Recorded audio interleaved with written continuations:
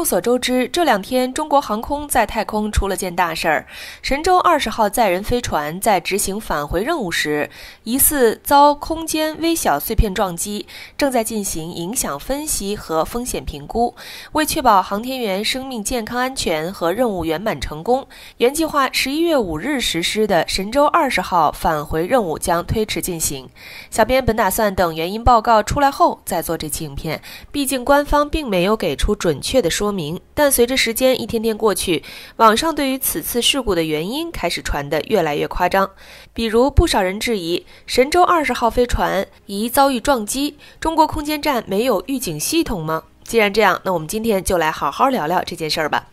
大家好，欢迎来到星球热点，国家大事从不缺席，舆论场中抽丝剥茧，聚焦独家中国资讯。点赞、订阅加小铃铛，带你用不一样的视角读懂中国故事。2025年11月5日，中国载人航空工程办公室一则简短通报牵动了亿万国人的心。神舟20号载人飞船疑似遭空间微小碎片撞击，原定返回任务推迟。要知道，这是中国载人航天史上首次因太空碎片撞击导致返回任务延迟。陈冬、陈忠瑞、王杰3位航天员的安全状况与飞船受损情况瞬间成了全网关注的焦点。通报发布后，网友们纷纷留言关心，飞船到底哪里被撞了？损伤会不会影响返回？为什么没提前预警？这些担忧都在情理之中。从官方披露的信息来看，目前地面团队正通过空间站机械臂和外部高清摄像系统对神舟20号的撞击部位、受损程度及舱体完整性进行全面排查。而作为航天员返回地球的核心乘坐区域，其结构完整性直接关系到返航安全，一旦出现严重损伤，后果不堪设想。不过截至目前，官方尚未公布具体撞击位置，所有可能性仍在评估之中。小编觉得大家可以保持理性关注，相信航天团队会以最稳妥的方式保障航天员安全。其实，针对可能出现的极端情况，中国早已做好万全准备。按照载人航天发一备一的核心制度，每次载人任务都会有一艘备用飞船在发射场待命。此次处于就绪状态的神舟22号救援飞船，最快可在72小时内发射升空，执行太空救援任务。也就是说，无论神舟20号受损程度如何，中国都有能力将3名航天员安全接回地球。目前任务推迟正是地面团队出于谨慎原则的科学决策，毕竟在太空环境下，任何微小的疏忽都可能引发严重风险，全面评估后的决策才是对航天员生命安全的最大负责。不过随着关注度的提升，有部分网友也提出质疑，既然碎片这么多，中国空间站的预警系统去哪儿了？为什么没能提前规避？其实这种质疑存在一定误解。中国不仅拥有完善的预警系统，还构建了天地一体化的安全保障体系。自天宫空间站建设以来，内部就专门设计了一套实时报警系统，一旦运行过程中出现故障或紧急情况，能第一时间提醒航天员采取应对措施。同时，地面测控系统也配置了高精度预警设备，对空间站及对接飞船进行24小时不间断监测，确保在轨异常能被及时发现并处置。此前，中国空间站曾多次遭遇西方卫星近距离靠近，正是依靠这套预警系统的精准监测，地面团队才能提前预判轨道并实施紧急避让，最终化险为夷。要知道，对于10厘米以上的大型空间碎片，航天器普遍采用主动规避策略，通过调整轨道避开碰撞路径，而中国的预警系统在这类目标的监测与预警上已经达到了国际先进水平。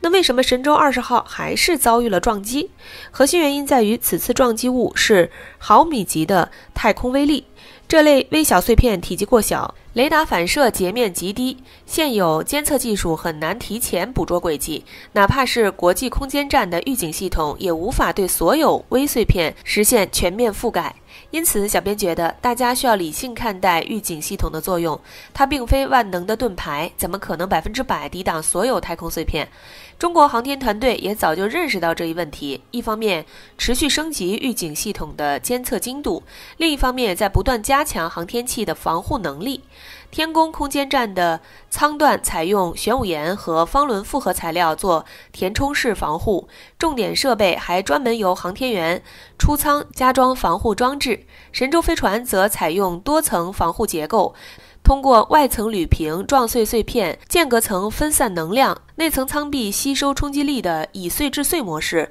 最大限度降低撞击伤害。未来中国空间站还将从3舱位升级到6舱位，防护技术也会同步迭代，进一步提升应对太空碎片的能力。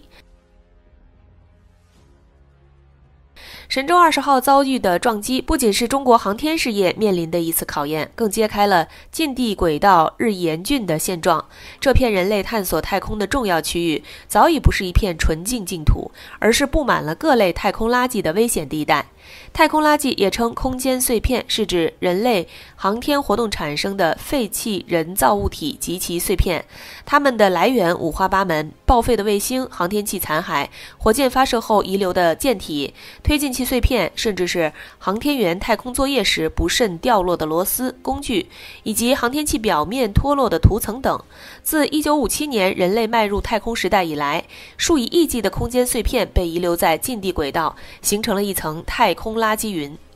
根据最新统计数据，目前地球轨道上的太空垃圾呈现出数量多、分布广、增速快的特点，其中10厘米以上的大型碎片约5万件，这些碎片体积大、可追踪，是航天器主动规避的主要目标。1厘米至10厘米的碎片约120万个，这类碎片数量庞大，撞击风险极高，而1毫米至1厘米的微碎片更是高达1.4亿件，它们肉眼不可见，难以追踪，却能对航天器造成致命伤害。更值得警惕的是，随着各国低轨星座计划的推进，太空正迎来堵车时代。2025年全球在轨卫星约2.4万个，预计到2030年这个数字将暴涨至7万个。轨道物体数量的指数级增长，必然会导致太空碎片进一步增多。而这些太空垃圾的危害，首先体现在对航天器和航天员的直接威胁上。根据牛顿力学原理，太空垃圾在近地轨道的相对速度可达每秒数千米至10几千米，如此高的速度赋予了它们巨大的动能，哪怕是1克重的铝屑，撞击时产生的能量也相当于1颗手榴弹爆炸。毫米级的碎片就能击穿航天器的外层防护，对内部设备和航天员安全构成威胁。今年10月，国际空间站的加拿大机械臂2号就被发现有一个直径约5毫米的穿孔，万幸的是未影响正常功能，但足以看出这种冷枪式撞击的普遍性。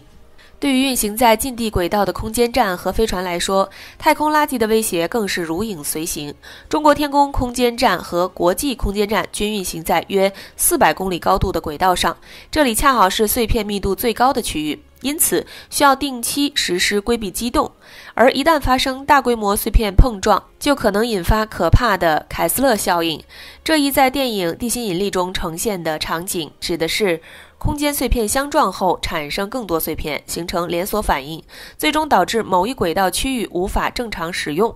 目前人类可追踪的空间碎片和航天器已有数万个，无法追踪的小型碎片更是不计其数。近地轨道日渐拥挤，未来发生灾难级凯斯勒效应的概率正在同步增长。小编觉得凯斯勒效应的潜在风险必须引起全人类的重视。如果这一效应真的发生，无数太空垃圾碎片将对卫星和空间站形成致命威胁，航天员可能被迫撤离空间站，人类的太空事业可能会被暂时锁死。届时，地球上空的轨道将被大量垃圾占据，航天发射任务需要不断避让这些障碍，发射窗口会越来越短。当垃圾多到无法避让时，人类可能会被重新困在地球表面，难以再进入太空。面对日益严峻的太空垃圾问题，全球航天界也已经开始采取多种应对措施。在被动防护方面，航天器普遍加装高强度材料防护板，通过多层防护结构抵御微小碎片撞击。在主动规避方面，依靠地面监测系统对大型碎片进行追踪，提前规划轨道，及时实施规避机动。为了从源头减少太空垃圾，各国也在优化航天器设计，采用离轨技术，让航天器任务结束后主动坠入地球大气层烧毁，避免成为新的太空垃圾。在主动清理技术方面，科学家们也提出了激光推移、机械臂抓取、网捕、太空拖船、拖拽等多种方案。这些技术目前大多处于验证阶段，尚未实施规模化应用。有专家预测，未来太空垃圾清理可能会成为一种新兴商业服务，通过市场化运作推动技术落地。但小编认为，太空垃圾问题本质上不是单一国家能解决的，它需要全球各国的通力合作，建立统一的法规制度，规范航天活动，共同承担起保护太空环境的责任。好了，今天的内容到这里就结束了。如果你喜欢小编的影片，还请大家多多点赞转发，让更多的人一起见证中国进步。关注我的频道，这样既能回顾往期视频，又不会错过之后的精彩内容。那我们下期节目不见不散。